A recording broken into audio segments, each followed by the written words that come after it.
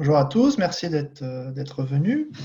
Donc le thème je vais me présenter. Donc, je suis Antoine Roux, je suis un des chirurgiens de la clinique de Tournant. Je suis spécialiste du rachis, entre autres, et je travaille au sein du COTEST, qui est le groupe d'orthopédie. On est déjà 10 chirurgiens. Donc le thème de ce soir, ça va être les hernies discales lombaires. Je vais faire un petit tour d'horizon de la pathologie et des traitements. Donc l'hernie discale, qu'est-ce que c'est? C'est d'abord une saillie du disque intervertébral en dehors des limites de la normale. Donc ça va rentrer dans beaucoup de cadres. À partir du moment où le disque sort de son espace normal, qui est l'espace entre les corps vertébraux, on peut appeler ça une hernie discale. Alors ça va regrouper plein de choses, la hernie, la protrusion discale, la saillie discale, le bombement discal. On va décrire ça, c'est ce qu'on va décrire dans les radios, plutôt les scanners ou les IRM d'ailleurs. Ça va regrouper plusieurs entités. D'un point de vue anatomique, donc, sur la gauche, le disque normal, c'est composé de deux parties. La partie centrale, le nucleus pulposus, qui est une partie assez molle, qui n'a pas vraiment de forme, c'est pas liquidien, mais presque. Et la partie périphérique, qui est l'annulus, qui est un anneau fibreux et qui va retenir cette partie centrale qui est plutôt molle dans les limites du disque. Par contre, parfois, il se passe qu'il y a une rupture de l'anneau. Alors, ça peut survenir soit dans des contextes traumatiques, soit dans des contextes de vieillissement du cartilage, enfin, des fibres de collagène. Et du coup, l'anneau périphérique peut se rompre et entraîner une fuite de la partie centrale par l'effet de pression. Et c'est ce qu'on va appeler la hernie discale. C'est une pathologie très fréquente, on va retrouver ça très fréquemment en médecine de ville, en chirurgie. Il y a plus de 100 000 cas par an en France. Ça va plutôt concerner des patients jeunes, entre 30 et 50 ans, plutôt des gens qui sont travailleurs, prédominance de travailleurs plutôt manuels d'ailleurs. Ça va toucher aussi bien des sportifs que des sédentaires. Le tableau clinique de la hernie discale, c'est celui qu'on connaît tous. Il va y avoir deux éléments principaux. Ça va être à la fois la douleur lombaire et la douleur radiculaire. C'est les deux choses qui vont nous orienter vers cette pathologie de la hernie discale. On va retrouver donc la douleur lombaire, elle est souvent latéralisée, elle est souvent unilatérale du côté de la douleur et du côté de la sciatique. Elle est majorée à la palpation. Si on palpe les épineuses, on ne retrouve souvent pas de douleur. Et si on palpe l'émergence des nerfs sciatiques un petit peu sur le côté de la vertèbre, là, on va réveiller la douleur et on va la réveiller à l'étage où il y a la hernie. On va aussi retrouver une raideur rachidienne. Et si on fait pencher les malades en avant, comme si on leur toucher leurs orteils, j'ai entendu, on va retrouver une distance main-sol qui va être très limitée. C'est l'indice de Schobert qui va se diminuer à faire un 5 cm. Et l'autre élément très important donc, dans la hernie discale, ça va être la douleur radiculaire. C'est le plus important, j'ai envie de dire, puisque c'est surtout ça qui va guider après le choix des traitements. Donc la douleur radiculaire, elle va être de deux types, qui peuvent se mélanger un peu l'un et l'autre. La douleur la plus connue, on va dire, c'est la douleur de sciatique, c'est la douleur en arrière de la fesse qui va descendre le long de la cuisse et qui peut aller jusqu'à la cheville, jusqu'au pied même. On va tester cette douleur de sciatique, en tout cas on va essayer de la différencier d'autres douleurs par le test notamment de l'ASEC, ça va être l'élévation jambe tendue de la jambe qui va réveiller une douleur le long du trajet du sciatique. Le test de l'ASEC contralatéral, c'est-à-dire qu'on va faire un test de l'ASEC de l'autre côté et on va réveiller la douleur du côté où le patient a mal. On va avoir parfois une abolition du réflexe ostéotendineux, notamment au niveau de l'Achille. Ça, c'est pour la racine S1. Et on a plus rarement, mais ça peut arriver, des paresthésies, des fourmillements dans le pied, une sensation d'engourdissement, et parfois un déficit moteur. Ça peut être juste simplement une sensation de faiblesse, sans caractère franc à l'examen clinique, et parfois même des déficits plus ou moins complets. Pour rappel, le territoire du nerf sciatique, c'est un territoire qui est postérieur, donc il est composé des deux nerfs L5 et S1 qui vont se rejoindre après l'émergence au niveau du rachis. Donc ça va être un territoire à l'arrière de la cuisse, à l'arrière de la jambe ou sur le devant de la jambe pour L5, et ça va aller jusqu'aux gros orteils, jusqu'aux orteils latéraux. Parfois, donc, il y a les formes graves de sciatique, c'est notamment les formes déficitaires, avec un déficit moteur inférieur à 3/5. Donc, ce n'est pas de mouvement actif contre pesanteur. Le patient n'arrive plus à relever son orteil, n'arrive plus à pousser sur le niveau de la cheville. Et parfois, mais c'est très exceptionnel, les syndromes de la queue de cheval, c'est des compressions complètes des nerfs qui sont en dessous du sciatique, donc c'est S2, S3, S4, avec là une anesthésie en selle et parfois des pertes d'urine, pertes de sel, etc. L'autre douleur radiculaire qui évoque aussi la hernie discale, c'est la douleur de cruralgie. C'est la compression des nerfs un peu au-dessus. Donc ça peut être L4, L3. C'est une douleur qui va être plutôt sur le devant de la cuisse, parfois dans le pli de l'aine. Et ça peut se confondre, on va dire, avec des douleurs de hanche plutôt. Pour le test, on a le test de Léry, c'est une sorte de lacet un peu inversé. Ça se fait sur le ventre et on fléchit le genou. On peut retrouver aussi l'évolution du réflexe ostéotendineux de la rotule. Parfois aussi la déparasthésie et parfois un déficit moteur. Donc le releveur de la cheville, ce sera pour L4. Donc ça ressemble à une sciatique un peu, L5, et parfois même un déficit d'extension au niveau du genou.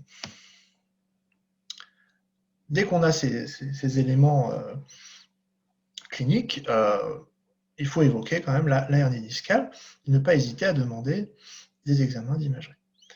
Notamment si la hernie résiste à un traitement médical de quelques jours d'antalgique ou d'anti-inflammatoire. Il ne faut pas hésiter non plus à demander si la hernie est déficitaire, hyperalgique. Voilà. Globalement, il ne faut pas hésiter à demander de l'imagerie. On va demander d'abord une radio, toute bête, standard.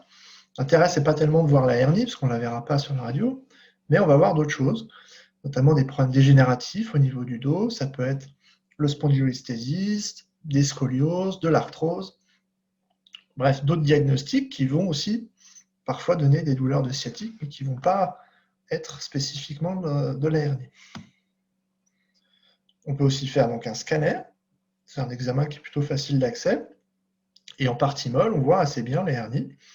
Donc, bon, il faut un œil un petit peu avisé parce qu'on est en nuance de gris, mais on va retrouver, comme on voit sur la flèche, un bombement du disque, une hernie discale.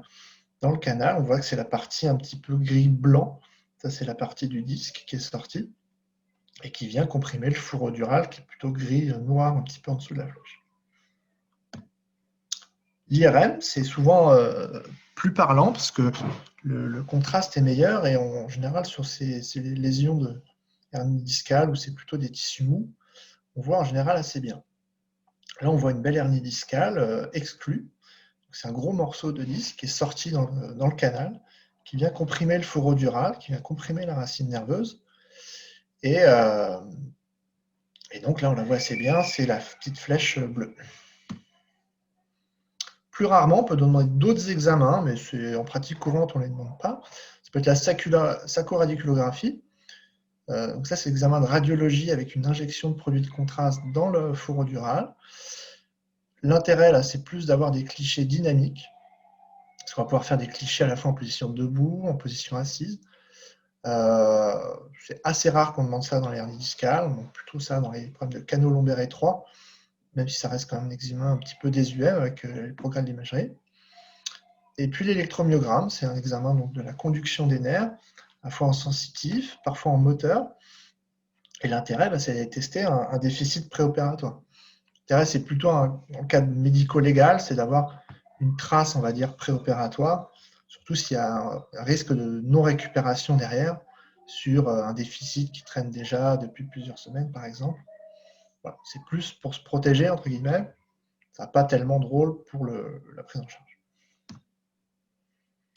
Les hernies vont se localiser à plusieurs endroits au niveau du disque. On va dire qu'il y a 3 endroits habituels. La plus fréquente, c'est la hernie postérolatérale. C'est celle qui vient comprimer la racine qui est au niveau qui correspond au territoire, on va dire, sous-jacent. Par exemple, pour une hernie L4, L5, ça va toucher la racine L5. C'est ce qu'on va retrouver au milieu à gauche. Ça, c'est la forme la plus fréquente de hernie.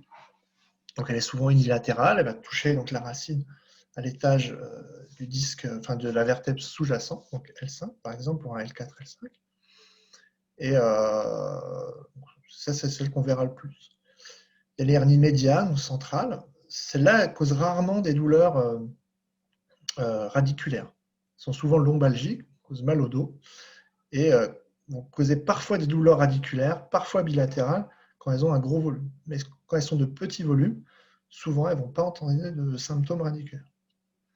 Et puis la troisième forme, c'est la hernie foraminale, c'est la hernie qui va toucher la racine au niveau du disque.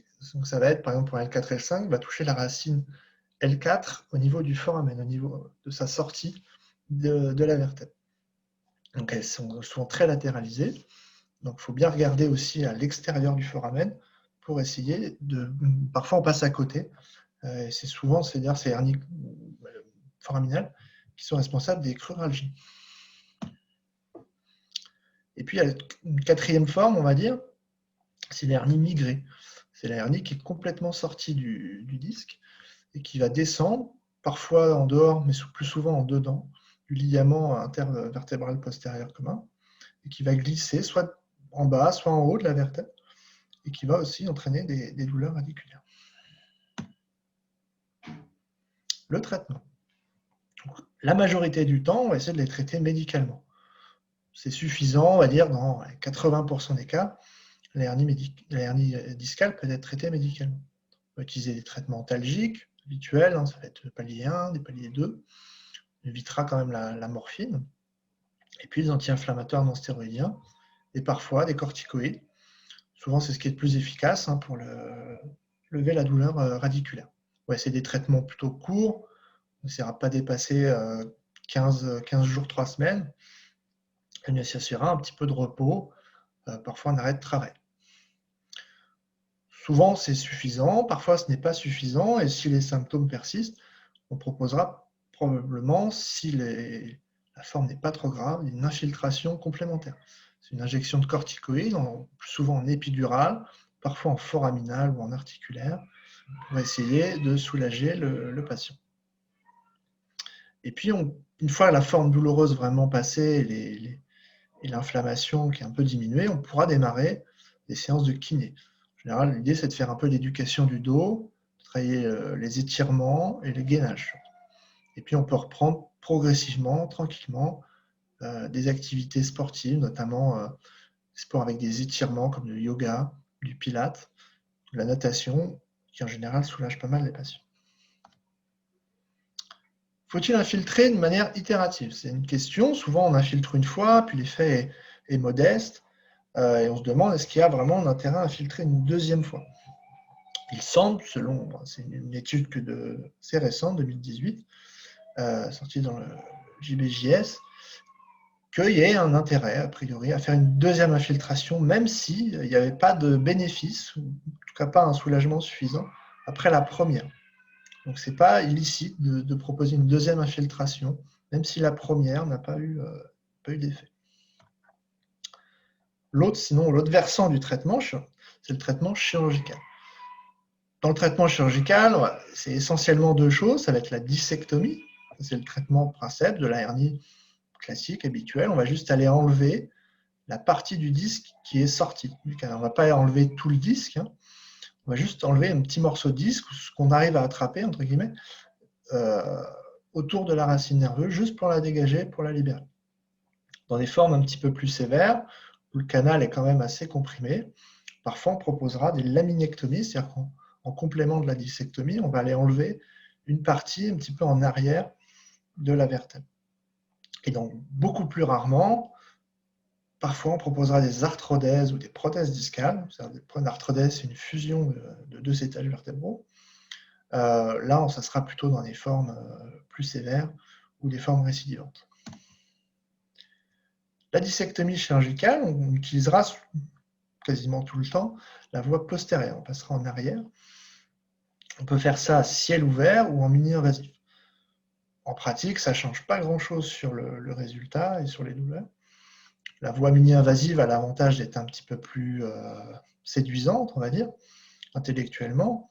Puis pour les patients aussi, se dire qu'ils ne seront pas aussi ouverts, entre guillemets, que sur une chirurgie à ciel ouvert. En pratique, ça ne change pas grand-chose sur le résultat.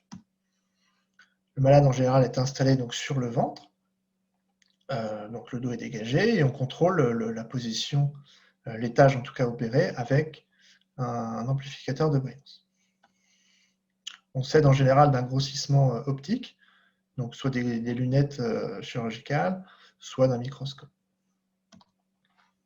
Donc ça, c'est des images d'une hernie à ciel ouvert, unilatérale. Donc là, j'ai déjà ouvert le ligament interépineux. Et là, je vais retirer le petit morceau de disque. Donc voilà, ça peut être des morceaux assez volumineux. Hein. Ça, c'est une hernie assez grosse. Et puis, on va voir par la suite, je vais contrôler que j'ai bien libéré la racine. Cette hernie était dans l'aisselle de la racine nerveuse. On va voir la racine tout de suite. Donc voilà, entre l'aspirateur et la pince, on voit la racine nerveuse là je passe autour de la racine. Voilà, donc là, elle est bien libérée, il y a de la place. Donc là, on peut refermer. Donc ça, c'est la hernie, hein, taille réelle. Donc c'est assez volumineux, ça peut faire parfois presque un disque entier. Hein. Des fois, si on doit retirer vraiment, si tout le nucléus est sorti dans la hernie, on peut retirer, on a l'impression de retirer quasiment un disque entier. Et puis parfois, c'est plus modeste, on a quelques petits débris de disques, mais c'est souvent suffisant pour soulager le nerf. Les suites, c'est souvent assez simple. On peut lever le patient en général immédiatement. On a beaucoup réduit les protocoles beaucoup soulagé, on va dire, les protocoles post-opératoires. Il y a quelques années, on laissait les patients alité plusieurs jours parfois. On était très très prudent. Aujourd'hui, on est un petit peu sur un versant inverse. On va essayer justement au contraire de les stimuler pour qu'ils se mettent debout rapidement. Donc dès le jour même. Ça, c'est une photo d'un patient qui était à 1 heure ou 2 heures post-opératoire. Hein. Il venait de remonter dans sa chambre du bloc opératoire. Et donc, voilà. En général, ils n'ont plus la douleur sciatique après l'opération, ou très peu. Ils sentent beaucoup mieux et ils peuvent se lever tout de suite. Hein. La sortie du patient peut se faire dès le jour même ou le lendemain de l'intervention. Hein. Ça se fait si on a une équipe qui est formée, ça peut se faire en ambulatoire. Et en général, les patients rentrent à domicile. Hein. C'est très rare qu'ils partent en centre de rééducation par la suite. Derrière, il y a un petit peu de rééducation avec un kiné de ville en général. Ça peut aussi se faire en auto-rééducation. Il faut compter à peu près 6 semaines pour retrouver un dos à peu près bien. Et donc, ça rentre tout à fait dans ce qui se fait aujourd'hui, c'est-à-dire la RAC, c'est la récupération active après chirurgie, c'est-à-dire des protocoles de rééducation un petit peu plus soutenus, des durées d'hospitalisation réduites. Hein. Donc, l'objectif, ce n'est pas de faire de l'ambulatoire. L'objectif, c'est de réduire les durées d'hospitalisation. Moi, sur tournant, là, en général, je fais une journée d'hospitalisation. Je les opère le mardi et le mercredi, ils rentrent chez eux.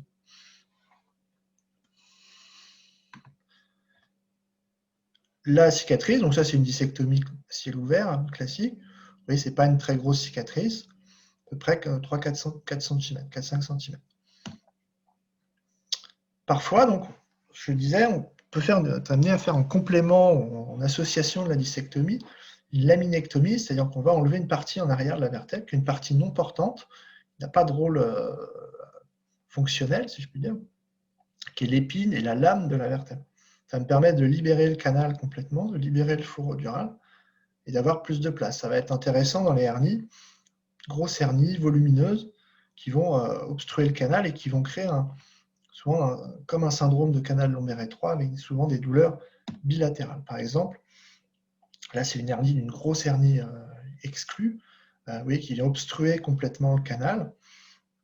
Et sur ce type d'hernie, je n'hésite pas, en général, je fais une laminectomie déjà par sécurité, ça me permet de mieux contrôler le nerf, et puis d'aller tranquillement aller enlever le disque. Donc là, c'est des images un petit peu brutes. Hein. Donc là, oui, j'ai déjà fait la laminectomie. On voit l'épine de la vertèbre du dessus, et en dessous, on voit le fourreau dural qui est libéré. Donc ça, c'est la dure mère, c'est une sorte de sac qui va contenir les racines nerveuses. Et puis, je vais aller chercher la hernie qui est juste derrière. Donc là, voilà, délicatement, je vais refouler un petit peu le fourreau dural. À cet endroit, il n'y a pas de moelle épinière, donc ça ne craint rien.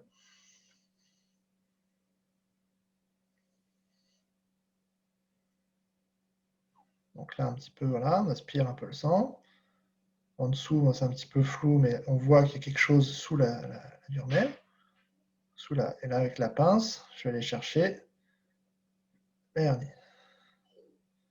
Donc, vous voyez, un gros morceau de disque qui était sorti dans le canal.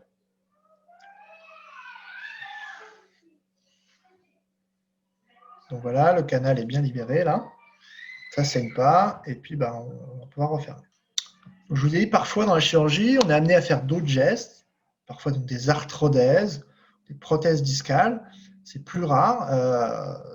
C'est souvent parce qu'en fait, il y a des problèmes autres associés. Là, vous voyez qu'il y a un spondylolisthésis, un glissement entre deux vertèbres. Dans cette situation, par exemple, on proposera probablement, en plus de la disectomie, si c'est vraiment un problème d'hernie discale, on proposera souvent une arthrodèse, une fusion du disque. La prothèse discale, donc ça se fait par voie antérieure. Donc c'est pas terrible entre guillemets dans le traitement de la hernie parce qu'on va pas aller contrôler le canal en arrière. Mais ça peut être intéressant dans des toutes petites hernies discales avec des gros problèmes discaux sous-jacents, notamment des disques inflammatoires. Et à ce moment-là, on proposera ce type de chirurgie. C'est beaucoup plus rare. Faut-il opérer les patients pour une hernie? Ça, c'est une bonne question. Bon, ça, c'est une étude parmi d'autres, mais c'est une cohorte quand même assez grosse de 743 patients. C'est du rétrospectif, ce n'est pas une très grande valeur scientifique, mais il semblerait que les patients opérés quand même des meilleurs résultats, en tout cas plus rapidement. À 3 mois, ils ont un meilleur résultat fonctionnel que quelqu'un de pas opéré. Mais sur le temps, à 2 ans, la courbe se lisse, on va dire, et les résultats sont à peu près similaires. Donc, quelle conclusion on va tirer de ça? En gros, on va se dire qu'une hernie, l'évolution naturelle, ça va être qu'en 2 ans à peu près, ça doit ou ça devrait s'estomper ou disparaître tout seul. Mais 2 ans quand même, ce n'est pas un délai très, très court. Et parfois, ça peut être intéressant de proposer une chirurgie, même chez des gens qui ne sont pas déficitaires, pour avoir une récupération plus rapide, un retour au travail plus rapide et une reprise d'une vie normale. Les risques, question que beaucoup de patients se posent, est-ce que c'est une chirurgie risquée? Colonne fait peur, surtout en chirurgie. C'est pas très risqué quand on regarde les chiffres. Mortalité, elle est très faible, moins d'1% dans les littératures. Et la morbidité, c'est-à-dire le risque d'avoir des complications, c'est variable en fonction des études, entre 4 et 14%. 14% me paraît énorme quand même comme nombre de quantité de risques, quantité de complications en tout cas. Je pense qu'on est plus réellement entre 4 à 5% en vrai. Il y a un petit risque d'infection, mais pas plus que n'importe quelle autre chirurgie. Un petit risque d'aggravation, pareil, comme n'importe quelle chirurgie en orthopédie. Risque d'hématome notamment compressif, il est très faible à ce niveau-là. D'ailleurs, aujourd'hui, c'est plus recommandé, en tout cas, quand on peut faire sans, c'est se passer des redons. On fait plus de, sur ces hernies discales, je ne mets plus de redons, plus d'aspiration. Il y a un petit risque de récidive, souvent à long terme.